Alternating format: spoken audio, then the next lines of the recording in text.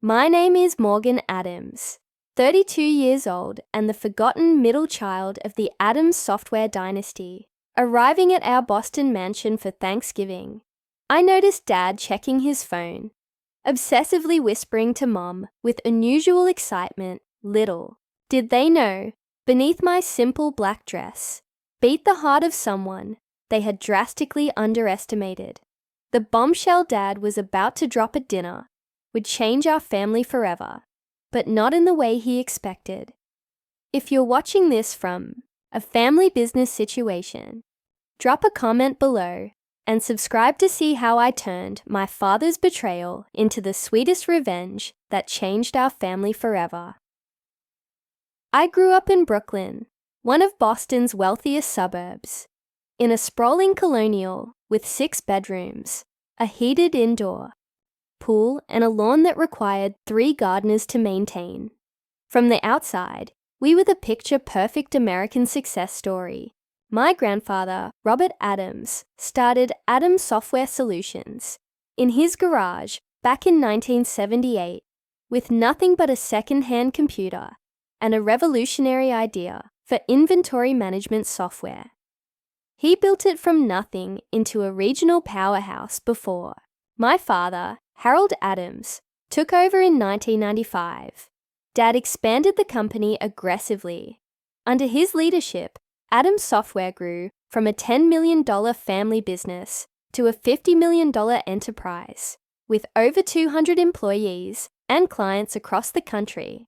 Every holiday dinner, every family vacation, every weekend barbecue inevitably turned into a celebration of his business genius. The Adams name became synonymous with success in Boston business circles, and Dad never let anyone forget it, especially his children. There were 3 of us, Adams kids. My older brother, Garrett, 38, was the golden child, despite never showing any real aptitude for the business. He majored in communications, partied through college, and still Dad handed him a vice president position the day after graduation. Garrett spent more time on his boat or with his rotating cast of girlfriends than in the office. But somehow Dad remained convinced he was the natural heir to the Adams throne. Then there was me, Morgan, perpetually stuck in the middle at 32. Unlike my siblings, I inherited my grandfather's passion for technology. I taught myself coding at 12 and built my first app at 15. I studied computer science and business at MIT, graduated summa cum laude, and had legitimate innovative ideas for modernizing the company. Yet somehow Dad always looked right through me during business discussions, as if I were invisible. My younger sister Megan, 29, rounded out our trio. She leveraged our family name to become a lifestyle influencer with hundreds of thousands of followers who loved her. Perfectly curated glimpses into old money New England living. She had zero interest in software or business operations, but never missed an opportunity to post about being an Adams Software A-wise, while contributing nothing to the company's success. Mom Diane came from old Boston money and approached family conflict the way all proper Beacon Hill wives did, by ignoring it completely and pouring another glass of Chardonnay. She played peacekeeper, but ultimately enabled Dad's worst behaviors, especially his dismissal of my business acumen. Harold, maybe you should listen to Morgan's idea, she would occasionally suggest at dinner, only to immediately back down when Dad shot her that look. Diane, please. This is actual business we are discussing, he would say, before turning back to Garrett to continue their conversation about golfer yacht clubs, or whatever non-businessiness topic they were actually discussing. Family gatherings always centered around business talk that somehow excluded me.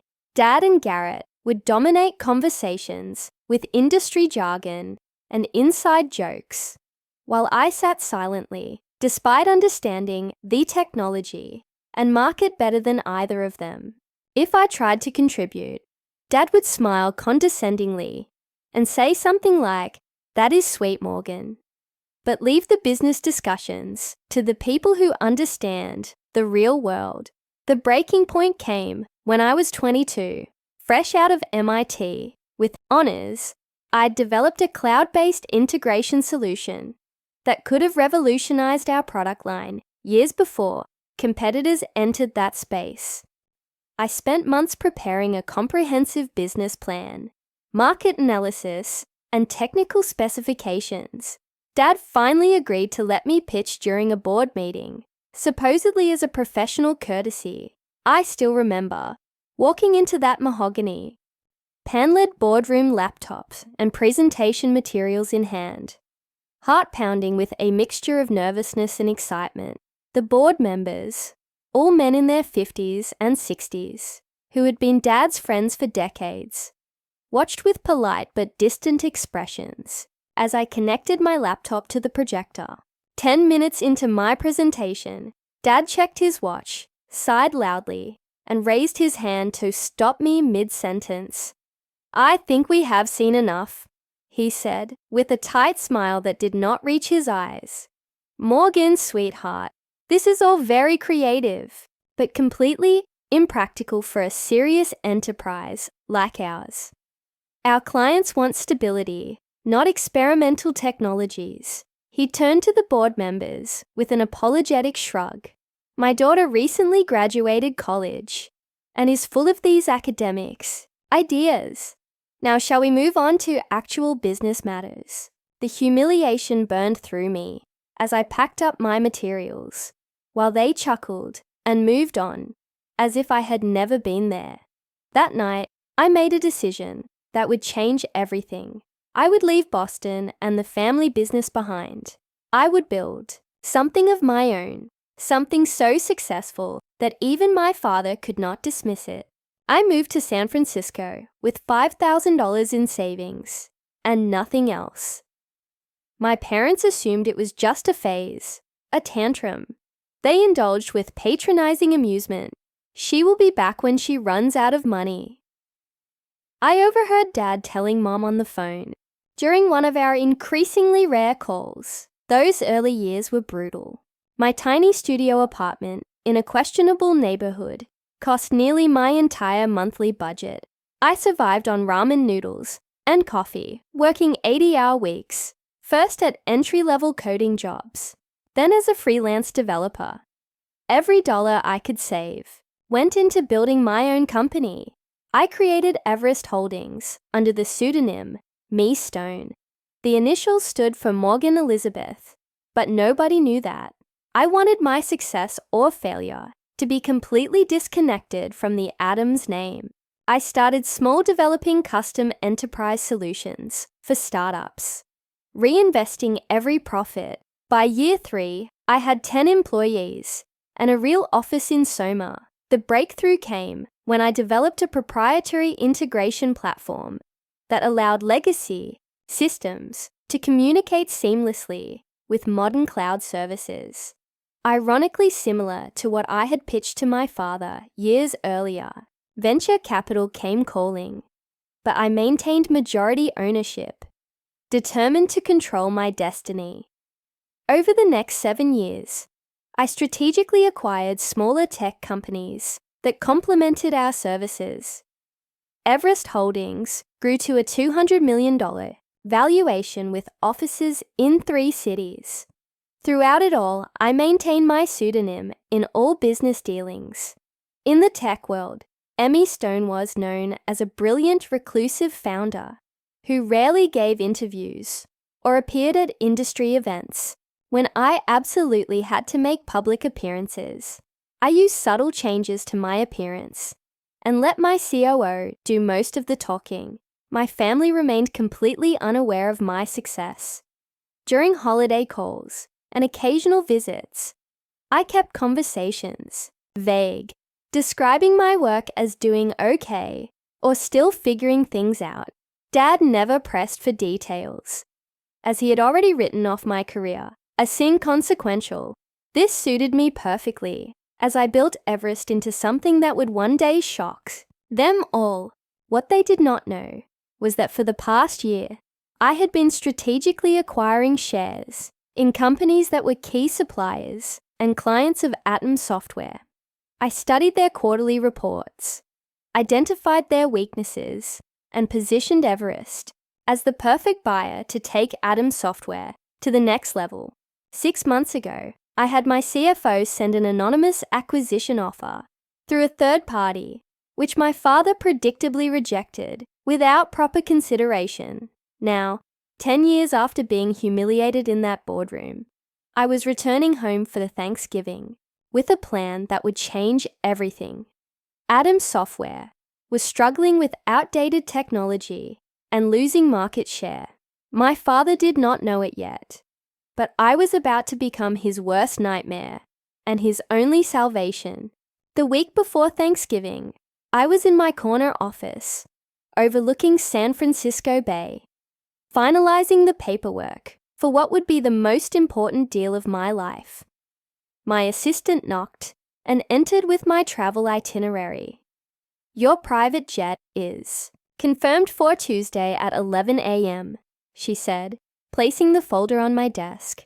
"Are you sure you do not want to bring your executive team to Boston for the signing?" I shook my head. "This is personal. I need to handle it alone." After she left, my phone rang. It was Isabella, my best friend, since those early struggling days, when we shared a wall in adjacent studio apartments. "Are you really going through with this family Thanksgiving charade?" she asked, without preamble, after everything they did after 2 years of barely speaking to them. I sighed, spinning in my chair to face the window. "I have to be there in person when it happens, Izzy. I need to see his face. I remember the last Christmas disaster," she said carefully. "Your father announced Garrett's promotion to executive vice president while you sat there with your unacknowledged Series B funding round. You came back to California and did not speak to them 4 months. The memory stung." Dad had raised a toast to the future of Atom Software while looking directly at my brother, who had been too hungover to contribute anything meaningful to the strategy meeting earlier that day. "This time will be diffy, Aaron, I promised. Everything changes this Thanksgiving." I spent the evening packing, deliberately choosing my wardrobe to make a statement. Gone were the casual clothes my family associated with me. Instead, I packed Armani suits, a Chanel dress for Thanksgiving dinner, Louboutin heels, and the subtle signifiers of success that only the wealthy recognize: a Parkip watch, a Bottega Veneta handbag, small diamond earrings from Tiffany, none of it ostentatious, all of it unmistakably expensive. After years of deliberately downplaying my success around my family, I wanted them to see glimpses of it before the final revelation. Tuesday morning, I boarded the private jet I rarely used, preferring commercial flights, despite my wealth. This trip warranted the exception. During the 5-hour flight, I reviewed the contract once more, ensuring every detail was perfect. Irony was not lost on me that for years I had flown coach to Boston, eating airplane peanuts and squeezing into middle seats while building the empire that would now allow me to arrive in style. The jet landed at a private airfield outside Boston. A black Bentley waited on the tarmac, another unusual indulgence I had arranged specifically for this trip. As we drove through familiar neighborhoods toward Brooklyn, I felt a strange mixture of nostalgia and determination hardening within me. The Adams family estate looked exactly as it always had: imposing colonial architecture, perfectly manicured grounds, now dusted with November snow, a wreath already hanging on the door in preparation for the holiday season. I instructed the driver to wait, then took a deep breath before walking up the steps I had climbed thousands of times before.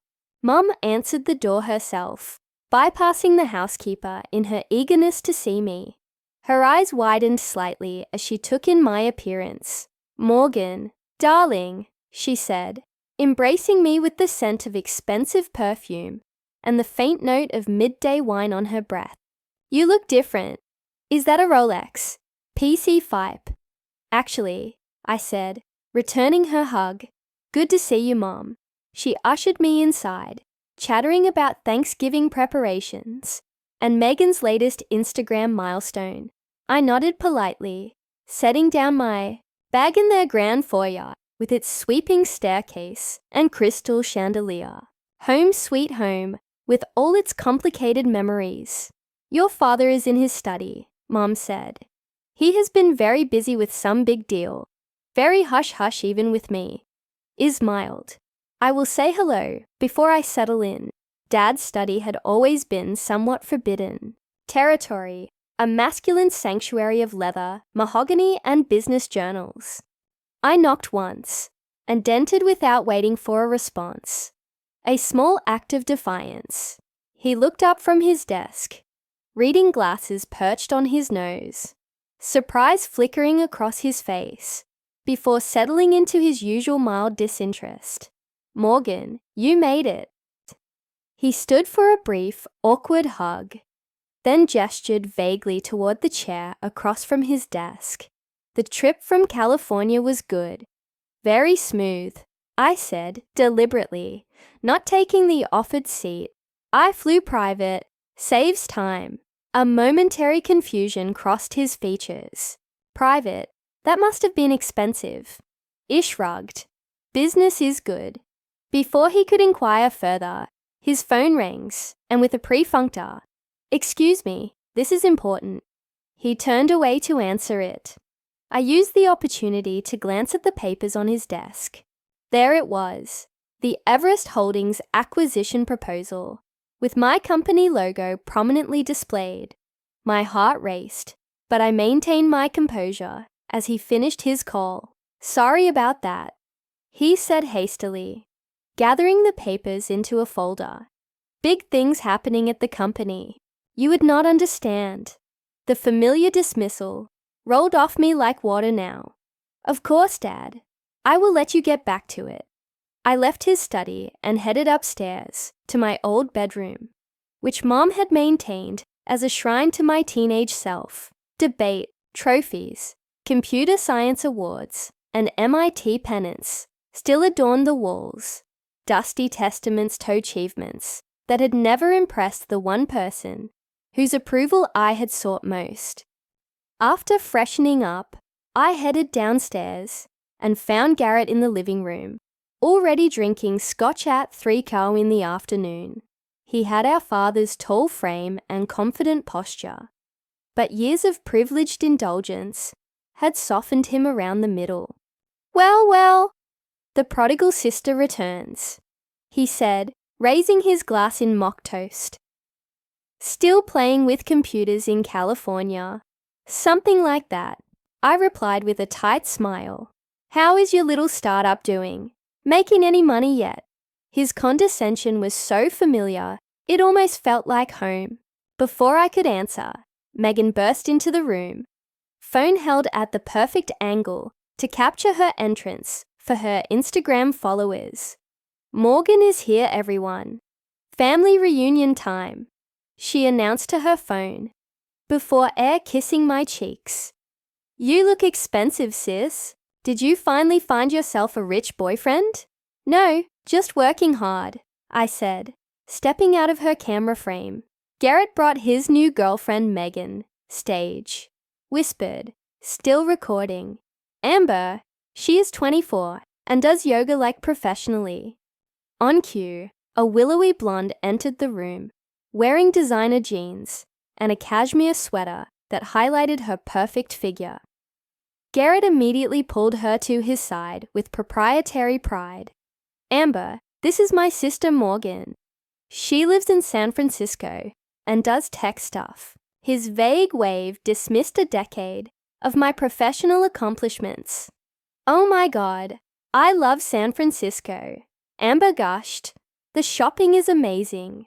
Our awkward small talk was interrupted by the sound of Dad's raised voice from his study. Though the words were muffled, His excited tone carried through the house. Yes, absolutely. Tomorrow after Thanksgiving, 50 million is the final offer. Everest Holdings has been very insistent on the terms. I excused myself to the kitchen, needing armament alone. The household staff had always been kinder to me than my own family. Maria, our housekeeper of 20 years, was preparing vegetables for tomorrow's feast. Miss Morgan, she smiled warmly. It is good to see you. You look well. California agrees with you. Thanks, Maria. Need any help? She shook her head. Your mother wants everything perfect for tomorrow. Big day, she says. Your father has news. I nodded, wondering if the entire household staff knew about the sale before his own children did. So we gathered. The pre-dinner drinks hour was excruciating. Mom fluttered about with forced cheerfulness. Dad checked his phone every 3 minutes. Garrett bragged about his new boat to anyone who would listen. And Megan documented everything for her followers. I sipped my wine slowly, observing the family dynamics with new eyes.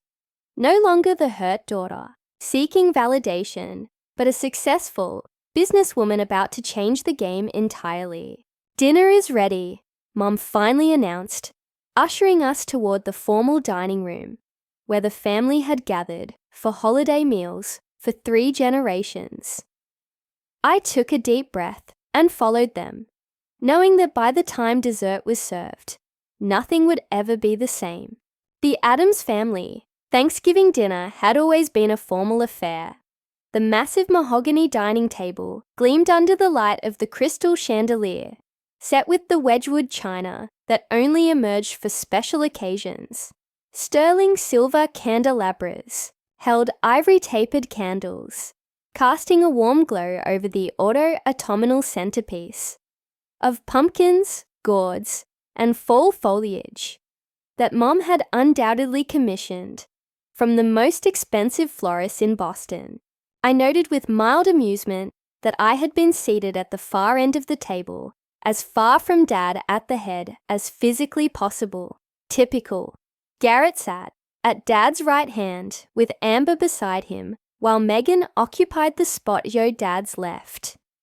Mom took her traditional place at the opposite end with me, beside her, symbolically separated from the inner circle of family business by the length of polished wood between us. Maria and the kitchen staff brought out course after course, butternut squash soup, garnished with creme fraiche harvest salad with candied walnuts and cranberries, and finally the turkey, A25 lb bird roasted to golden perfection, accompanied by all the traditional sides.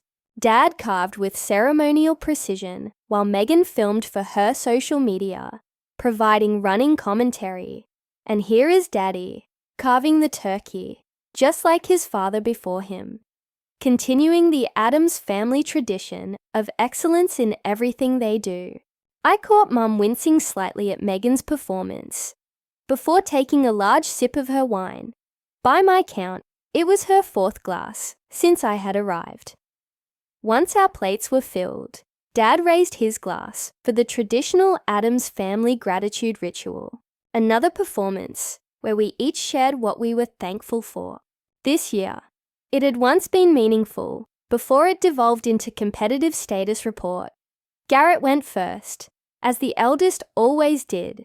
I'm thankful for another record-breaking quarter at Addams Software, he began, though I knew from my research that the company had actually lost market share for the 3rd consecutive quarter, and for my new 42-foot yacht, the Addams Legacy. He squeezed Amber's hand, and for new beginnings with this amazing woman. Amber giggled and kissed his cheek, while Megan made exaggerated gagging motions when Garrett was not looking. Megan went next phone, still in hand. I am so thankful to have reached 1 million followers this year. My collaboration with Luxury Life Cosmetics has been amazing, and I am grateful to be in Addams and represent our family brand to the world. She beamed at Dad, who nodded approvingly. though he had often complained privately about her frivolous career. When my turn came, I set down my fork and spoke clearly. I am thankful for the lessons life has taught me, that sometimes rejection leads to the right path, that persistence matters more than privilege, and that success is the best teacher. I raised my glass to finding your own way. Dad frowned slightly, perhaps detecting something in my tone, but quickly moved on to his own gratitude speech, which predictably centered on the business legacy he had built. Mum offered generic thanks for family and health, her words slightly slurred. Throughout the meal, Dad seemed distracted, checking his phone under Theatable and occasionally whispering to Mum, whose smile grew increasingly strained. Garrett dominated the conversation with stories about clients he had supposedly impressed, while Megan interrupted regularly to share comments from her followers watching her Thanksgiving Instagram story. As Maria brought in the pumpkin and pecan pies, Dad suddenly tapped his knife against his crystal water glass, the sharp ping cutting through the dinner conversation.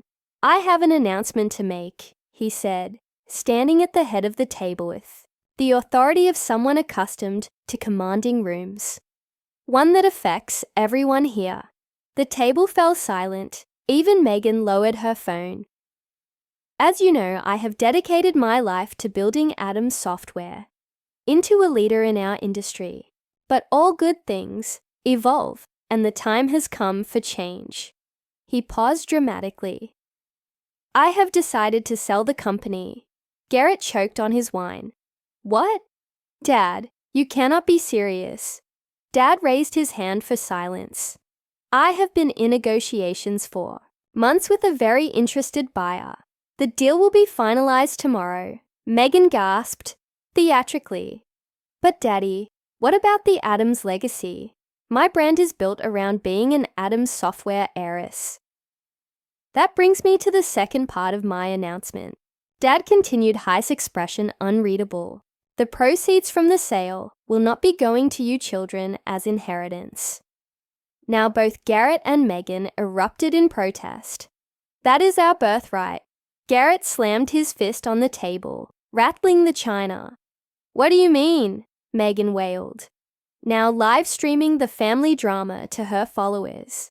Where is the money going? Dad waited for their outburst to subside. Your mother and I will be using part of it for our retirement. The rest will go to establishing the Adams Foundation, a charitable organization to support technology education. This is Garrett stood, his face flushed with anger. I have given 10 years to this company. You promised it would be mine someday. You promised all of us. Megan joined in, tears streaming down her face, though she kept her phone carefully angled to capture her most flattering crying angle. Throughout the chaos, I remained perfectly still, taking small deliberate bites of pecan pie. Mom noticed my calm and gave me a quizzical look. Morgan, she said quietly, you do not seem surprised. The table gradually quieted as everyone turned toward me, suddenly remembering my presence. Actually, I said, setting down my dessert fork with precision, I have just one question. I looked directly at my father. Who is the buyer? Dad's chest puffed with pride. Pleased to have important information that we did not. A very successful tech investment firm called Everest Holdings. They are paying $50 million, which is more than generous, given our recent market challenges. I took a sip of water, using the moment to steady myself for what came next. The room felt charged with a strange electricity, the moment suspended between the past and future. Dad, I said finally, my voice calm and clear. I am Everest Holdings. The room went completely silent. I could hear the antique grandfather clock ticking in the hallway, marking the seconds of frozen disbelief. For several heartbeats, nobody moved. The silence was absolute, as if the air itself had solidified around us. I watched the emotions play across my father's face in rapid succession: confusion, disbelief, shock, and finally, the first flickers of anger. Garrett was the first to react, knocking over his wine glass as he stood abruptly. The red liquid spread across the white tablecloth like blood, a vivid punctuation to the moment. "What the hell are you talking about?" he demanded, looking between Dad and me with growing panic. Megan, incredibly, was still live streaming, her hands shaking as she captured what was quickly becoming the most dramatic content her followers had ever seen. "Oh my God," she whispered to her phone. "Did my sister just say she owns Everest Holdings, the company buying our family business?" Mom reached for her wine glass, found it empty, and promptly grabbed the bottle instead. I stood slowly, feeling a strange sense of calm after carrying this secret for so long. "Me Stone, I say it. Morgan Elizabeth Stone. That is the name I have been using professionally for the past decade, while building Everest Holdings into a $200 million company." Dad found his voice at last. "This is preposterous," he sputtered. "Everest Holdings is run by Emmy Stone, a respected technology investor, not by my daughter who has been playing at startups in California." I reached into my purse and removed my business card case, made of sleek brushed platinum, with the Everest Holdings logo engraved on its surface. I slid a card across the table toward him. "Actually, Dad, I am M. Stone. I founded Everest Holdings, Tierney Eyes, years ago after you dismissed my business proposal and humiliated me in front of your board." Dad snatched up the card, staring at it as if it might transform in his hands. "This is some kind of joke," he said, but his voice had lost its certainty. Everest Holdings now owns controlling interests in Nexus Technologies, Data Stream Solutions, and Techor Industries, continued naming Adams Software's 3 largest suppliers. "We also recently acquired majority stakes in your 2 biggest clients, McKenzie Manufacturing and Westfield Distribution. The Adams Software acquisition is the final piece in a strategic plan I have been implementing for the past 18 months. You have been spying on our business." Garrett accused, his face mottled with rage. "That is corporate espionage." "No, Garrett. It is called market research. Everything I learned about Adams Software came from publicly available financial reports, industry analysis, and completely legal channels." I turned back to Dad. "The truth is, Adams Software has been failing for years. Your technology is outdated. Your management practices are from the last century, and you have lost 22% market share in the past 3 years." "How dare you?" Dad began, but I cut him off. "I tried to help you first. 6 months ago, Everest Holdings sent an anonymous partnership proposal that would have allowed the Adams name to remain on the company while providing the capital and technology upgrades you desperately needed. You rejected it without even reading past the first page." Dad's eyes widened in recognition. "The Phoenix proposal. That was you." I nodded. "I wanted to give you a chance to accept help without knowing it came from me. Your pride would not allow it. So this whole time you've been plotting against your own family," Garrett shouted. "Planning to steal our company." "Not steal, Garrett. Purchase legally for $50 million, which is honestly more than its current market value." I kept my voice level, despite the emotional storm brewing inside me.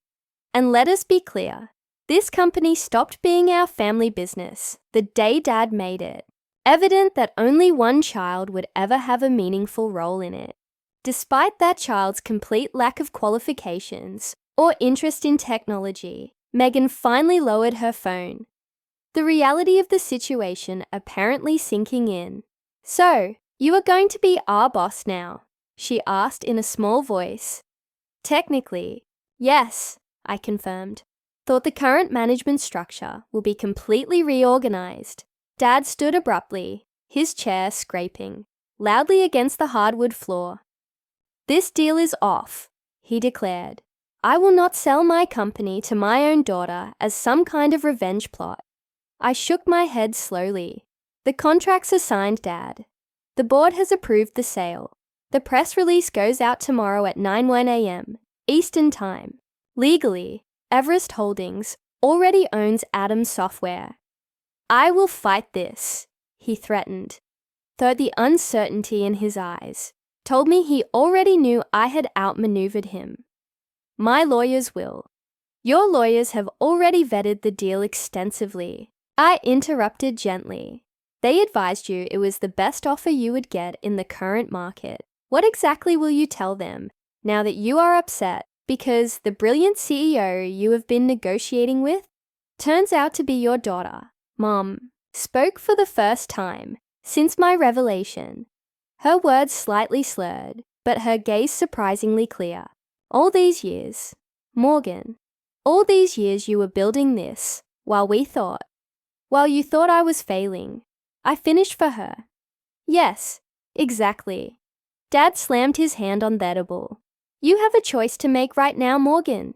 You can be my daughter, or you can be the person who took my company. You cannot be both." The ultimatum hung in the air between us so predictable, it almost made me sad. 10 years ago, it would have devastated me. Now it merely confirmed what I had always known. "That is where you are." "Wrong, Dad," I said quietly. "I am both. I always have been. You just refuse to see it." Megan had started crying in earnest now, mascara tracking down her perfectly contoured cheeks. "What happens to us? To our trust funds? Our positions?" "That depends," I answered honestly, "on whether you want to actually work for the company or just claim its benefits." Garrett pointed an accusing finger at Ma. "You planned this for Thanksgiving deliberately, did not you? To humiliate us in front of the whole family." "I planned it for Thanksgiving because I knew everyone would be here," I corrected him. "And because 10 years ago, at Thanksgiving dinner, Dad announced that he was promoting you to vice president, despite your complete lack of qualifications, while telling me my degree from MIT and 3 years of coding experience was not enough to warrant even an entry-level management position." Dad's face flushed at the reminder. That was different. "Garrett is my son, my firstborn. And there it is," I said softly. "The real reason I was never give N a chance. Not my ideas, not my education, not my work ethic, just my gender." The painful truth silenced the room again. Even Garrett had the grace to look uncomfortable. "This conversation is over," Dad finally declared. "Everyone out. I need to call my attorneys." He stormed from the dining room, the sound of his study doors slamming, echoing through the house moments later. Mom rose unsteadily to her feet. "I should go check on him," she murmured, though she paused beside my chair. "Ah, you're really worth $200 million, I nodded. "And all those times you could not come home for Christmas because you said you could not afford the plane ticket. I was running a company, Mom, and I needed you all to keep underestimating me." She touched my shoulder briefly, an unreadable expression on her face, then followed after Dad. As the dining room emptied, I remained seated, looking at the abandoned Thanksgiving feast around me. The turkey had grown cold, the candles burned low, and the family I had once desperately wanted to impress had scattered in shock and anger. It should have felt like victory. Instead, a hollow ache spread through my chest as I realized that while I had finally earned their attention, I was further than ever from earning their understanding. I retreated to my childhood bedroom as the house descended into chaos below. Through the floor, I could hear Dad shouting on the phone, presumably to his lawyers, while Mom's placating tones rose and fell in counterpoint. Occasionally, Garrett's angry voice would join the cacophony, followed by Megan's dramatic wailing. My old room remained frozen in time, a museum to the person I had been. The twin bed with its navy blue comforter, the desk where I had spent countless hours coding and dreaming, the bookshelves lined with computer science textbooks, and the few fantasy novels I had allowed myself as rare indulgences, debate trophies, and academic medals, gathered dust on the shelves. Achievements that had never impressed the one person whose approval I had sought most. I ran my fingers along the spines of my old journals, pulling one out at random. Inside were detailed business plans, algorithm sketches, and notes for the very cloud integration platform that had eventually become Everest's flagship product. The irony was not lost on me that everything I had built had begun right here in the room, where I had felt most invisible. A sharp knock on the door interrupted my thoughts. I opened it to find Garrett, his tie loosened and face flushed with either anger or alcohol, possibly both. "We need to talk," he said, pushing past me into the room without waiting for an invitation. I closed the door and leaned against it, arms crossed. "About what, Garrett? How I ruined your Thanksgiving, or how you plan to inherit a company you helped run into the ground. You think you are so clever," he hissed, pacing the small space like a caged animal. Little Morgan with her computers and her secret identity. "Did you enjoy lying to our faces all these years? About as much as you enjoyed taking credit for my ideas," I replied evenly. "Remember when I suggested Adams Software should move to cloud-based solutions 6 years ago? During Christmas dinner, Dad dismissed it as trendy tech jargon. But somehow 3 months later, you presented the exact same concept as your own strategic vision." Garrett stopped pacing, his expression darkening. "I was the one who stayed. I was the one who put in the time at the company while you ran off to California to prove some point. You put in time, yes. But what did you actually contribute, Garrett? Besides expenses on the company credit card, 4 client dinners at strip clubs, and a corner office, you used primarily 4 naps between hangovers." His face contorted with fury. "You do not know what you are talking about. I brought in the Westfield account.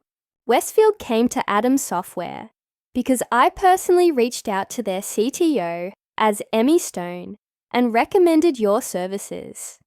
As part of my long-term acquisition strategy, I informed him, and I know exactly what I am talking about because I have been auditing the company remotely for the past year as part of my due diligence, including the financial records you thought were only accessible on the local server." The color drained from his face. "What are you saying? I know about the $300,000 you embezzled through fake vendor accounts, Garrett. I know about the phantom consulting fees that went directly to your personal offshore account. I know everything." He took a threatening step toward me. "You cannot prove any of that. I have transaction records, account numbers, and IP logs showing the falsified entries came from your office computer on days when only you were present in the building." I held his gaze steadily. "I am not planning to pursue criminal charges, Garrett. That would hurt the company during the transition. But do not test me." He whispered, hands clenching into fists at his sides. "You would destroy your own brother. I would hold accountable a thief who happens to be related to me." I corrected him. "There is a difference." We stood in tense silence until he finally turned away. "This is not over," he warned, yanking open the door. "Actually, it is," I said to his, retreating back. "You just do not realize it yet." I had barely closed the door when another knock came. This time it was Megan, her makeup freshly touched up. despite the tear tracks still visible on her cheeks. "So you are like a secret millionaire," she said, without preamble, entering my room and immediately sitting on my bed. "That is actually kind of badass." I could not help but laugh at her rapid pivot. "Is that what you were going with 5 minutes ago? You were crying about losing your A status." She shrugged, examining her manicure. "I am adaptable. It is essential for influencer longevity." She looked up with sudden calculation in her eyes. "Just think of the content we could create together. My sister, the tech mogul. My followers would eat that up." "Is that why you are here, Megan?" "Top propose a business collaboration. More like a mutual arrangement," she said, smoothing her dress. "You need a media presence for your company that humanizes you, and I need an authentic connection to actual business success instead of just looking pretty with products." The nakedly transactional nature of her proposal was so typically Megan that I almost admired it. "And what about actually working for the company? Learning the business? Contributing something beyond your Instagram aesthetic?" She wrinkled her nose. "God, no. Coding is boring, and business meetings make me want to die.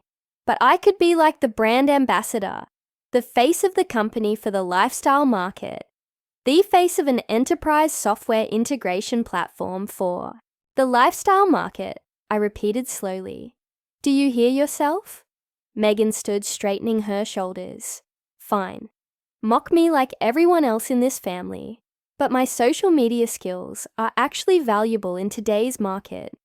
Whether you respect them or not, I have built my own brand from nothing, just like you did." The parallel had never occurred to me before, and I found myself momentarily speechless. There was a strange kind of truth to it, though our methods and values diverged dramatically. "I will think about it," I said finally. "But not tonight." She nodded, apparently satisfied with even this small concession. "Just so you know, I have already posted about a major family business shakeup without specifics. My engagement is through the roof." After she left, I sat at my old desk powering up my laptop. Toe check on the final details for tomorrow's announcement. A gentle knock interrupted me again. "Come in." Ichalid, expecting perhaps Maria with tea, or one of the household staff. Instead, Mom entered looking surprisingly sober, given the amount of wine she had consumed at dinner. She had changed from her dinner dress into a cashmere sweater and slacks her armor of Boston society wife temporarily set aside. "Your father has locked himself in his study with a bottle of scotch and the company bylaws," she said, settling into the window seat where she used to sit and read me stories as a child. "He is convinced there must be some loophole to stop the sale." "There is not," I said simply. "His lawyers already confirmed it." She nodded, looking around the room thoughtfully. "You know, I kept everything exactly as you left it. I always thought you would come back once you got this rebellion out of your system." "It was never a rebellion, Mom. It was a career, a life." $200 million, she mused, shaking her head slightly. "My little girl built a company worth $200 million in secret, while we all thought you were struggling." I turned to face her fully. "You could have asked Mom. Any of you could have shown genuine interest in what I was doing, but none of you ever really wanted to know." Tears welled in her eyes. "I knew, Morgan. Not the details, not the scale of your success, but I knew you were special. I saw it when you were little. The way your mind worked differently. How you understood things the rest of us could not grasp." She wiped at her cheeks. "I just did not know how to help you in a family like ours with a man like your father." "You could have stood up for me," I said, the old hurt rising unexpectedly in my throat. "All those times he dismissed me, humiliated me. You just sat there." "I was wrong," she admitted quietly. "I told myself I was keeping the peace being a supportive wife. But I failed as a mother when you needed an advocate. The simple acknowledgement pierced something long frozen inside me. I had come prepared for anger, for accusations, even for legal threats. I had not prepared for genuine remorse. What happens now? Mom asked after a long silence. Tomorrow morning, the acquisition becomes public. Adams Software will become a subsidiary of Everest Holdings. The company name will remain for now, but operations will be completely restructured. I hesitated, then added, Dad and Garrett will be offered advisory positions with no actual authority if they want them, mostly for appearances. Sekiru, ring the transition, and you move back to Boston. I shook my head. I will remain in San Francisco. We will install a new management team here. She nodded, seeming to understand all I was not saying, that I had outgrown this house, this family dynamic, this version of myself. Your father may never forgive you for this, she warned softly. I know, I acknowledged, but this is not about forgiveness, Mom. It is about finally being seen. After she left, I worked until dawn, preparing for the morning's confrontation, ignoring the texts from Isabella, asking for updates. As the first grey light of morning filtered through my curtains, it changed into one of my Armani suits, styled my hair into a sleek chignon, and put on the subtle makeup that Mee Stone was known for in her rare public appearances. The morning would bring either a new beginning for the Adams family or its final fracturing. Either way, I was ready. The kitchen was eerily quiet when I came down at 7 a.m. Maria silently handed me a cup of coffee, her eyes communicating a mixture of concern and respect. The formal dining room had been cleared of last night's Thanksgiving disaster, no evidence remaining of the family explosion, except the lingering tension in the air. I checked my phone. 3 missed calls from my executive team, eager for updates on the acquisition announcement scheduled for 9 a.m. A text from Isabella. Did you drop the bomb? Are they still breathing? I had just finished responding when Dad appeared in the doorway of the kitchen. He looked older than he had yesterday, the lines around his eyes deeper. His normally perfect posture, slightly stooped. He had clearly not slept. Meistered he now. His tone left no room for discussion. I followed him down the hallway to the room that had always been the center of Adams' family power. The wood-paneled walls were covered with framed accolades, business, journal covers featuring Dad industry awards, photos with politicians and celebrities. Conspicuously absent was any recognition of my achievements, though my MIT graduation photo sat on a side table, half hidden behind more prominent family pictures. Dad took his seat behind their massive desk, a position he had used to intimidate business rivals for decades.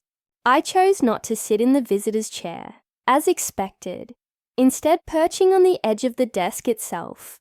A subtle repositioning of our power dynamic that did not go unnoticed. My attorneys confirm what you said last night, he began, without preamble. The sale is legally binding.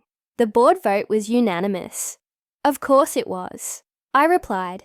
Adams Software has been losing market share for 3 years.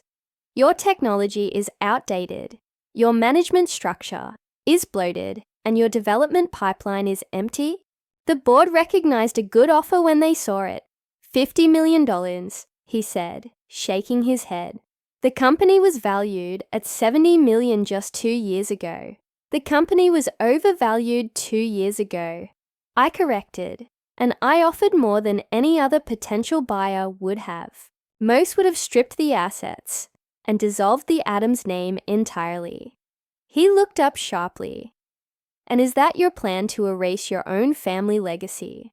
Number, despite everything I respect, what grandfather built, and what you expanded, the Adams name stays, though the company structure will change significantly.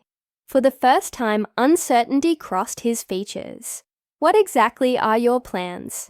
I had waited 10 years for him to ask my opinion on business matters. The irony was not lost on me. Adams Software will become the enterprise division vision of Everest Holdings, focusing on updating your legacy products and integrating them with our cloud platforms.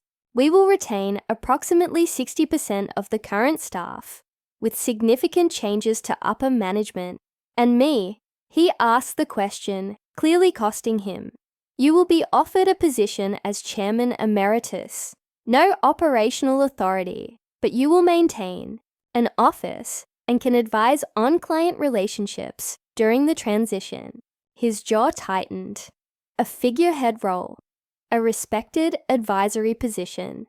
I countered with full benefits and a generous compensation package. He stood abruptly, walking to the window that overlooked the immaculately maintained garden. For a long moment, he said nothing, his back to me, as he stared out at the property that generations of Adam's success had built. How did you do it? He finally asked, his voice quieter. Now, build something that valuable when you had nothing, no connections, no startup capital. I had my education, I reminded him. The one thing you could not take from me, and I had tremendous motivation to prove you wrong. He turned back to face me. I expected you to fail. I know everyone does. You know, fail.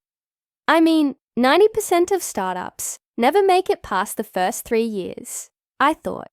He hesitated, seeming to struggle with the words. I thought I was protecting you from inevitable disappointment by ensuring I never got the chance to try. I raised an eyebrow. That is not protection, Dad. That is control. He flinched slightly at the accusation. Perhaps I built this company from what my father started, expanded it 10 times over. I thought I knew best, but you did not, I said simply. You were wrong about me, wrong about the direction of the industry, wrong about Garrett being the natural successor. At the mention of my brother, Dad's expression darkened. Garrett may have his flaws, but he has been loyal to this company. Garrett has been embezzling from the company for at least 3 years. I informed him bluntly. I have all the documentation. That is part of why I moved now, before he could do more damage. Dad sank back into his chair. The shock of this new revelation, apparently too much to process while standing. That cannot be true. 300,000 siphoned through fake vendor accounts. The evidence is irrefutable. Why would he need to steal? He makes a generous salary. Has a trust fund. Gambling debts, I said. Sports betting, mostly from what I can tell. Dad buried his face in his hands briefly, before looking back up, suddenly appearing every one of his 68 years. So both my son and my company were failing, and I was too blind to see either. The naked vulnerability in his admission caught me off guard. I had expected more anger, more accusations, not this broken acceptance. Not blind, I said, softening my tone slightly, just looking in the wrong direction. A long silence stretched between us, filled with decades of misunderstanding and missed opportunities. When he finally spoke again, his voice had changed the arrogance, replaced with something approaching genuine curiosity. How did you do it? He asked. Really? No connections. No investors who knew the Adams name. How did you build something so successful? I considered deflecting, but there was something in his question that seemed sincere for the first time in our relationship. I started small. I explained freelance development work to build capital. Then I created a proprietary integration platform that solved a problem every enterprise company has, connecting legacy systems with modern cloud architecture. It was actually based on the proposal you dismissed when I was 22. A flicker of recognition crossed his face, the one with the middleware solution. I nodded, surprised he remembered even that much. Yes, I refined it, made it more adaptable. used it to attract our first major clients, reinvested every profit, lived in a studio apartment eating ramen for 3 years to keep overhead low, built a team of brilliant people who believed in the vision, without the Adams name, to open doors, he mused. Because of that, in some ways, I corrected. Being underestimated is a powerful position if you know how to use it. No one saw me coming. He almost smiled at that. Clearly not. Another silence fell, but different now, less hostile. I checked my watch. The press release goes out in 45 minutes. We should discuss next steps. What about Garrett and Megan? He asked. Garrett will be offered a choice. Resign quietly, with a reasonable severance, or face potential legal consequences for the embezzlement. Megan. I paused considering. Megan actually made a compelling case last night for serving as a brand ambassador. Her social media skills are legitimately valuable in the right context. Dad looked genuinely surprised. You would keep them involved after everything. This was never about destroying the family, Dad. It was about claiming my place in it on my terms. He nodded, slowly, his gaze dropping to the papers on his desk, then rising again to meet mine with unexpected directness. You outmaneuvered me completely, he said, and I was startled to detect a note of something almost like pride in his voice. Your grandfather would have been impressed.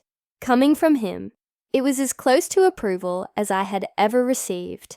I felt a complicated emotion rising in my chest. Not quite vindication, not quite forgiveness, but something hovering in the space between.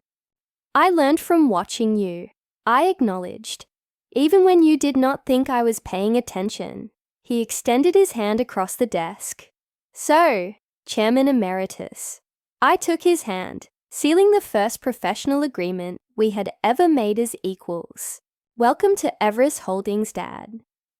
6 months after that fateful Thanksgiving, I stood in the newly renovated headquarters of Adams Everest Technologies. The former Adams Software building had been transformed with open workspaces, state-of-the-art technology, and a collaborative environment that respected the company's history while embracing its future.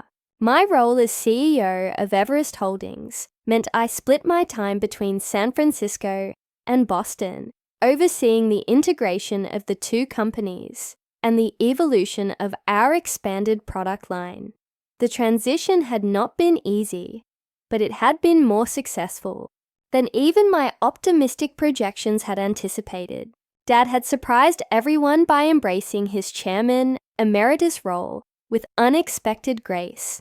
Once the initial shock and anger had subsided, he found satisfaction in mentoring younger team members and maintaining relationships